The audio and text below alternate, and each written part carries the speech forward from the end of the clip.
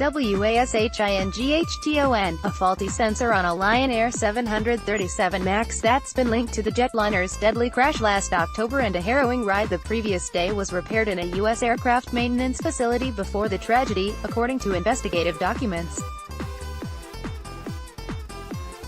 Accident investigators in Indonesia, home of Lion Air, and the U.S., where Boeing, the plane's manufacturer, is based, have been examining the work that a Florida repair shop previously performed on the so-called angle of attack sensor, according to briefing documents prepared for Indonesia's parliament.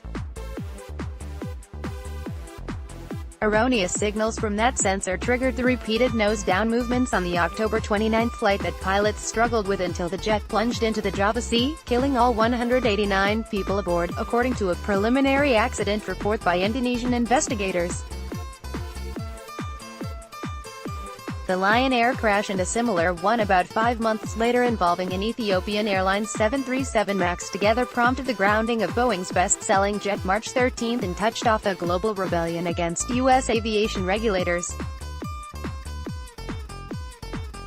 Investigators have focused on the sensor's role in the two disasters. Documents obtained by Bloomberg show the repair station Extra Aerospace Inc.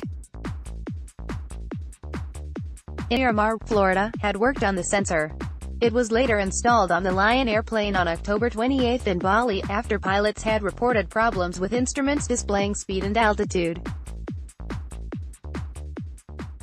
There's no indication the Florida shop did maintenance on the Ethiopian jet's device. The Indonesian National Transportation Safety Committee is seeking data from repair station in Florida, where the unit was worked on, the investigative agency said in a briefing to Parliament last November and contained in a presentation. Our thoughts and condolences are with all those who have lost loved ones in the recent 737 MAX 8 accidents, Extra Aerospace, a unit of Wencor Group LLC, said in a written statement. The company, it said, is fully committed to supporting any investigations into this matter. Nuarjavyo Utomo, lead investigator at the Indonesia NTSC, said the U.S. National Transportation Safety Board was conducting a review of the work performed on the sensor, but hasn't yet reported back on its findings. The sensor was made by Rosemount Aerospace Inc. of Minnesota, a subsidiary of United Technologies Corp. United Technologies declined to comment, citing the investigation.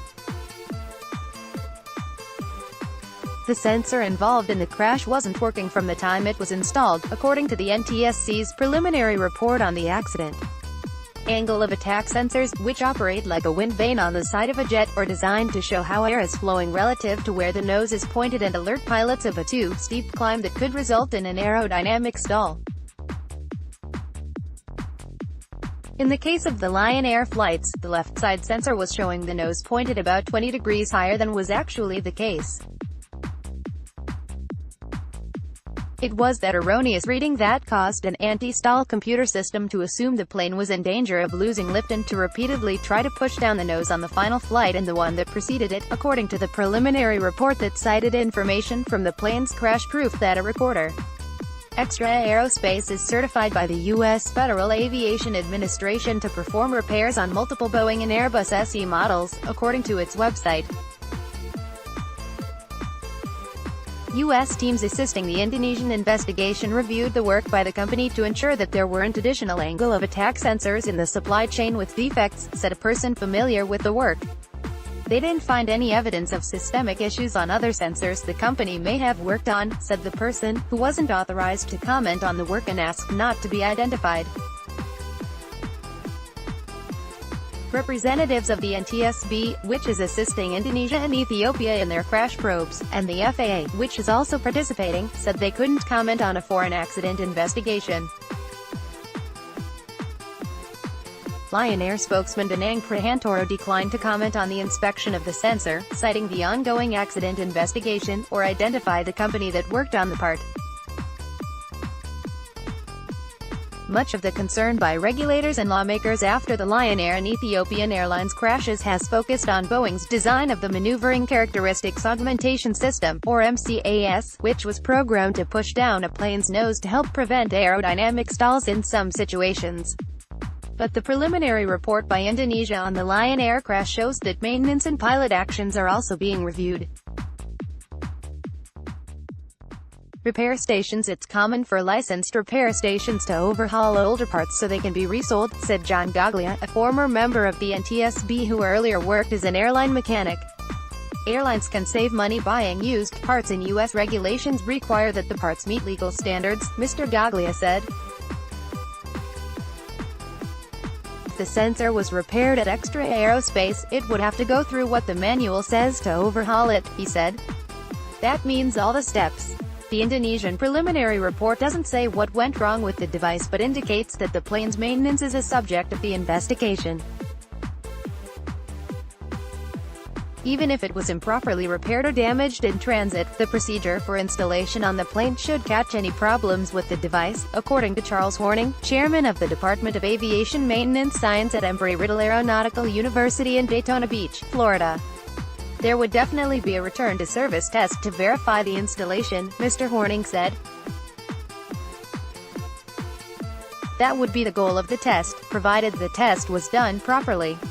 When Mr. Goglia was a mechanic working on the 737 and other models, there was a procedure to move a new angle of attack sensor on the side of the plane and then check to see if readings in the cockpit were correct, he said. With today's electronic cockpits, mechanics would probably use a testing device that plugs into a computer system, he said. So far, it isn't clear why that required test didn't identify that the part wasn't functioning properly. The 737 MAX that crashed in Ethiopia on March 10 also apparently had issues with the same type of sensor, which triggered a safety system on the plane that was driving down the plane's nose, according to people familiar with the accident.